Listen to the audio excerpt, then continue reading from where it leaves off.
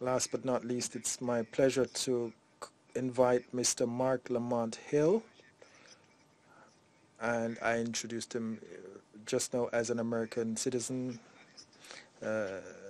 journalist, and chronicler on CNN.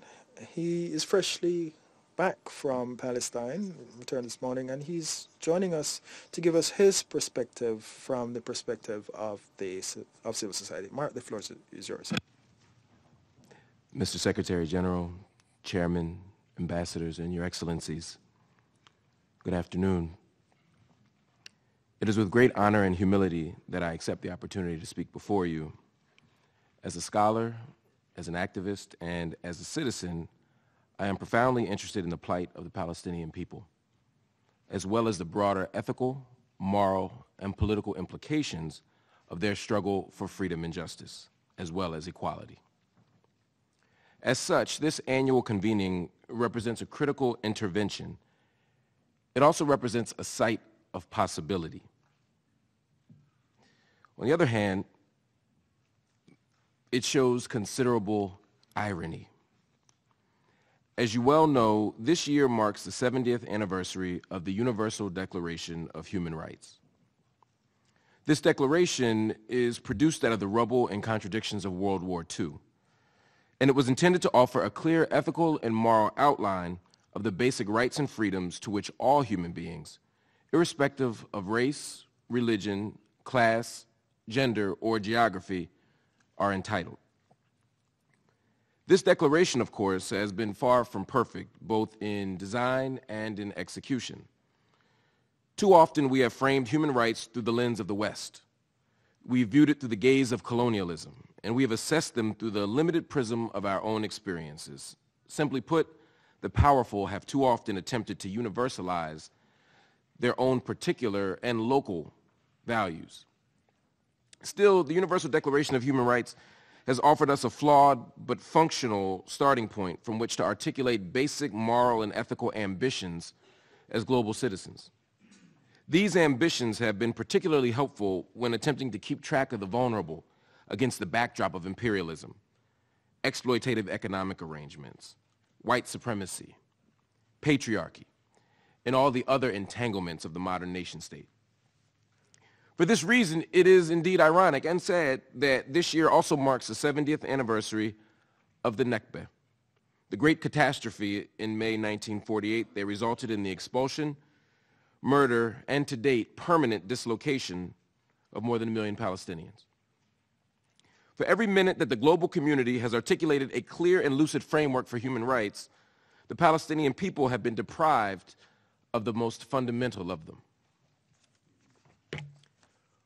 While the Universal Declaration for Human Rights says that all people are, quote, born free and equal in dignity and rights, the Israeli nation-state continues to restrict freedom and undermine equality for Palestinian citizens of Israel, as well as those in the West Bank and Gaza.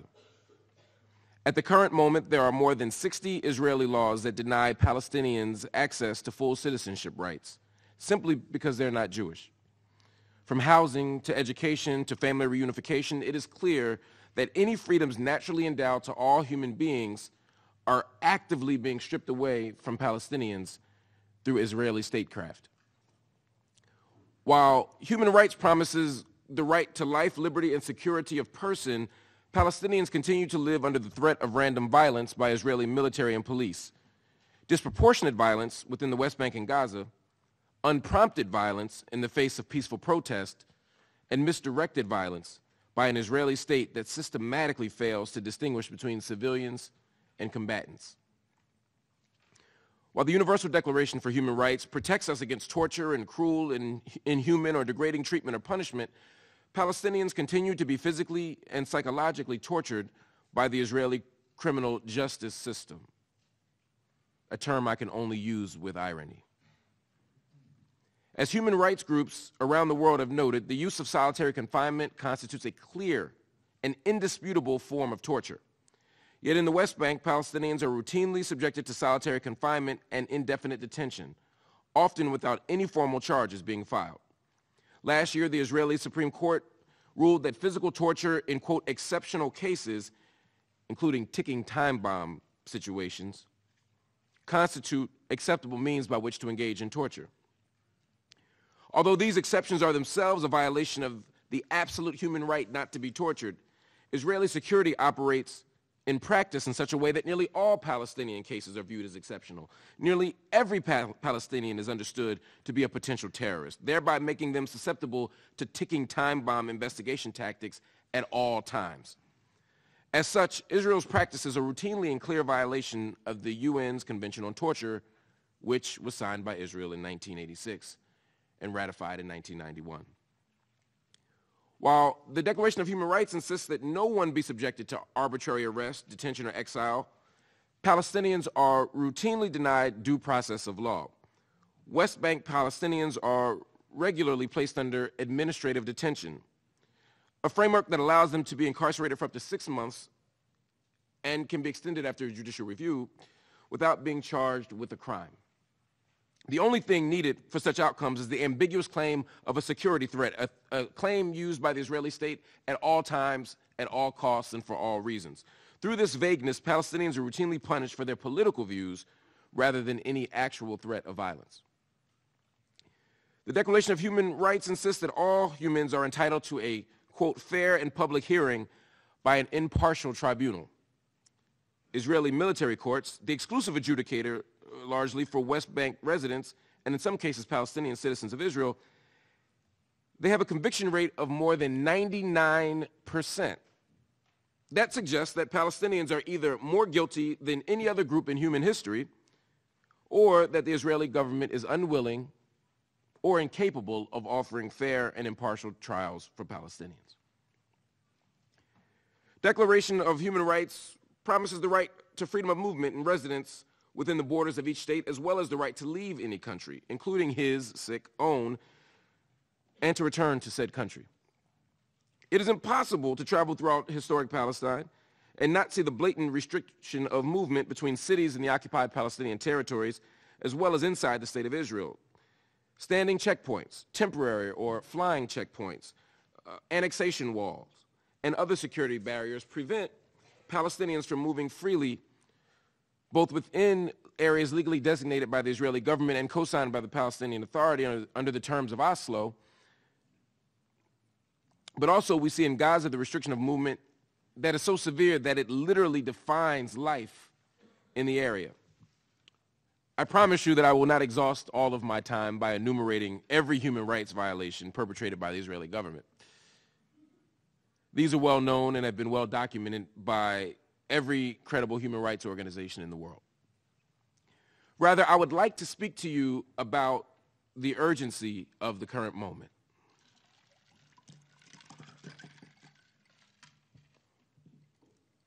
Forgive my thirst. I literally just got off of a flight from Palestine to come to address you this morning, and I was boycotting the Israeli water, so I was unable to quench my thirst. But thank you for your indulgence, or for indulging me, rather. As we speak, the conditions on the ground for Palestinian people are worsening. In recent decades, the Israeli government has moved further and further to the right, normalizing settler colonialism and its accompanying logics of denial, destruction, displacement, and death. Despite international condemnation, settlement expansion has continued. At the same time, home demolitions and state-enforced displacement continues to uproot Palestinian communities. For Gazans, the 11-year Israeli and Egyptian blockade by land, air, and sea has created the largest open-air prison in the world. With only 4% potable water, electricity access that is limited to 4 hours per day, 50% unemployment, and the looming threat of Israeli bombs, Gaza continues to constitute one of the most pressing humanitarian crises of the current moment. In the West Bank, conditions are not much better. Unemployment is generally around 18%, with frequent loss of income due to Israeli military closures, making it impossible for Palestinian workers to get access to jobs. Settlements and the extra land allocated for them, as well as closed military zones and other restrictions, make it impossible for Palestinian towns to grow. And in the midst of it all, Prime Minister Netanyahu's administration has become increasingly indifferent to critique, censure, or even scorn from the international community for its practices. Perhaps the most glaring example of this indifference, as well as the urgency of the current moment, is the recently passed nation-state law. Through this basic law, the Israeli state has officially rejected Arabic as an official state language. It has described settlement expansion both inside and outside of the Green Line as a national value, and it has reinforced the fact that Israel is not a state of all of its citizens. As an American, I am embarrassed that my tax dollars contribute to this reality. I am frustrated that no American president since the start of the occupation has taken a principled and actionable position in defense of Palestinian rights. And I am saddened, though not surprised, that President Trump's administration has further emboldened Israel's behavior through its recent actions. In May of this year, President Trump officially moved the U.S. Embassy to Jerusalem, which he recognized as the undivided capital of Israel. This choice not only flew in the face of international law and precedent, but also constituted a powerful provocation and a diplomatic death blow. In late August, President Trump then permanently reneged on America's commitment to funding UNRWA, a move that now leaves millions of Palestinian refugees in medical, economic, and educational peril.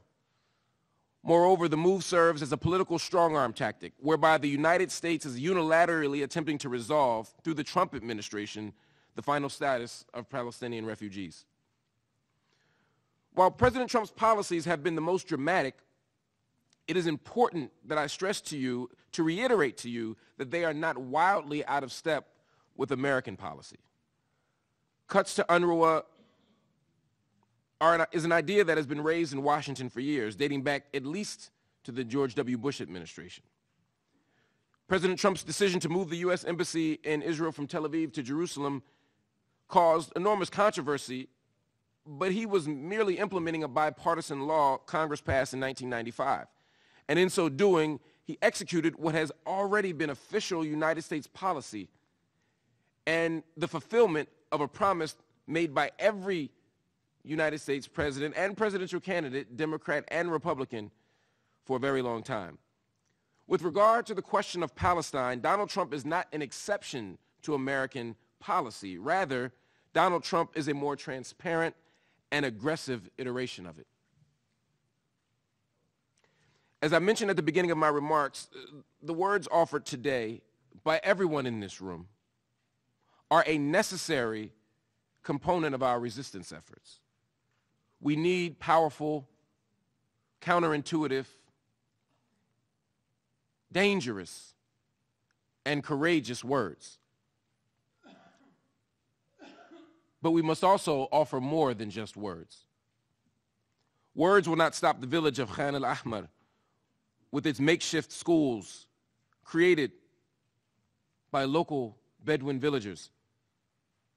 Words will not stop them from being demolished in violation of the Fourth Geneva Conventions.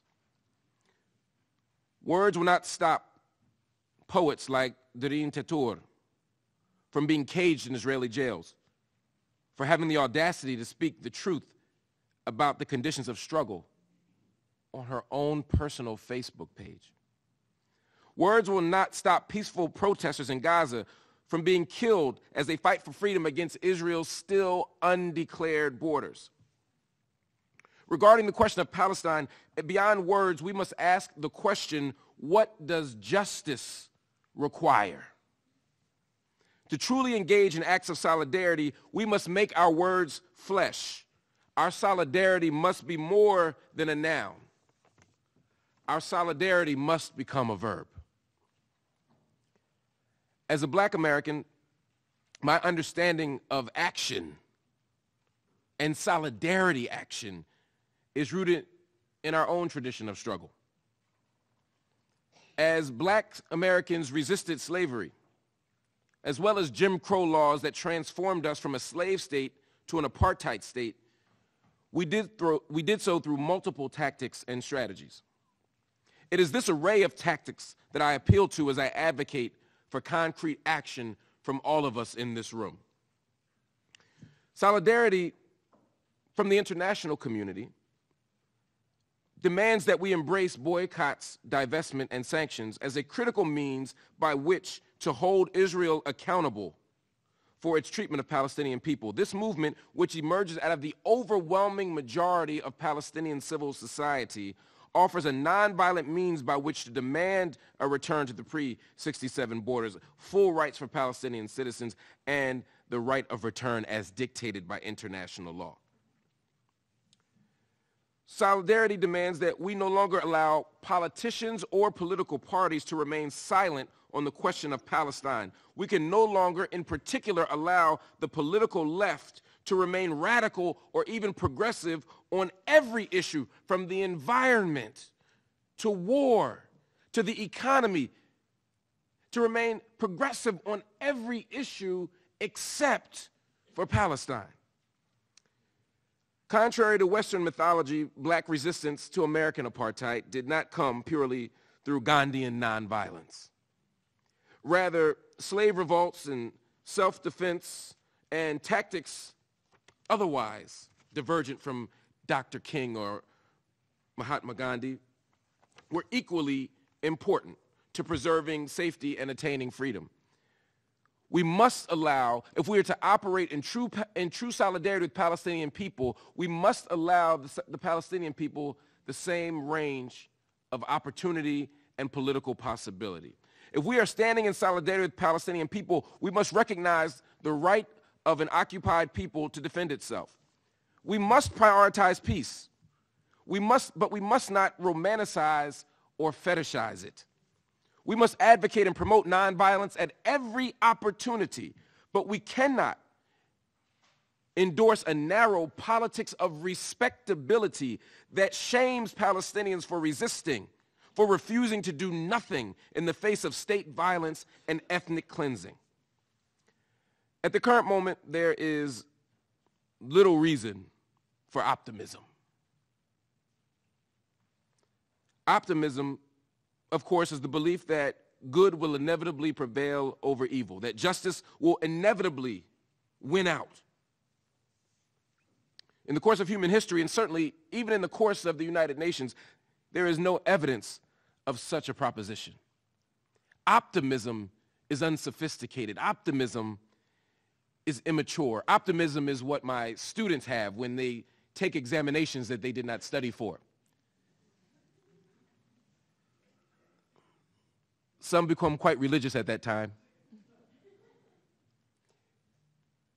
But regardless of their strategies of optimism, the outcome is far from guaranteed or even likely. What I'm challenging us to do in the spirit of solidarity is not to embrace optimism, but to embrace radical hope.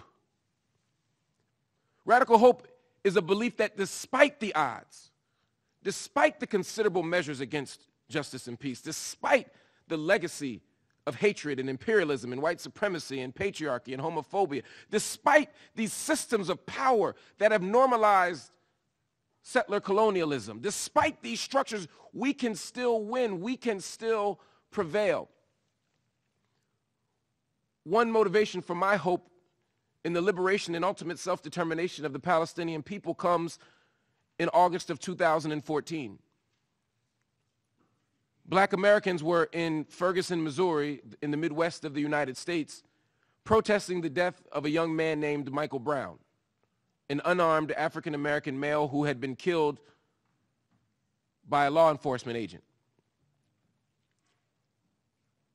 And as we protested, I saw two things that provided hope for the Palestinian struggle. One was that for the first time in my entire life of activism, I saw a sea of Palestinian people. I saw a sea of Palestinian flags in the crowd saying that we must form a solidarity project. We must struggle together in order to resist, because state violence in the United States and state violence in Brazil and state violence in Syria and state violence in Egypt and state violence in South Africa and state violence in Palestine are all of the same sort. And we finally understood that we must work together and not turn on each other, but instead turn to each other.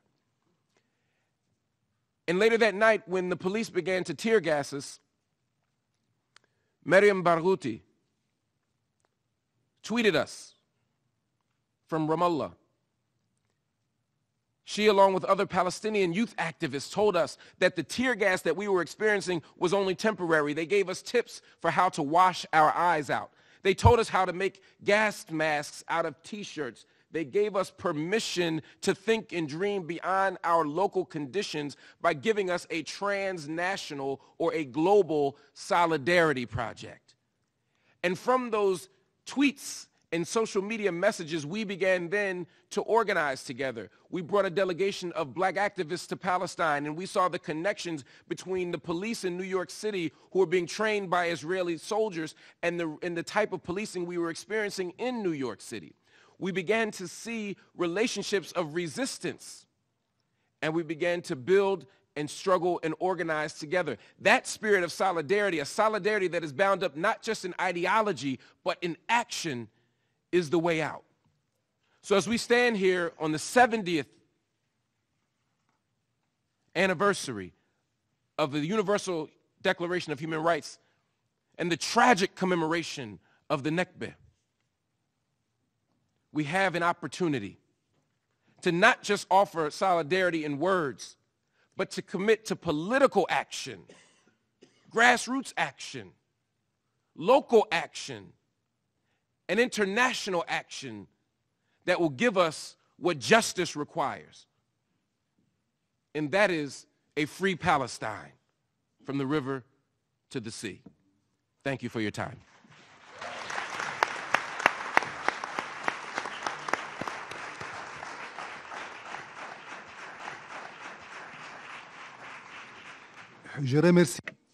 I very sincerely thank Mr. Mark Lamont Hill for the power and the eloquence of his statement, which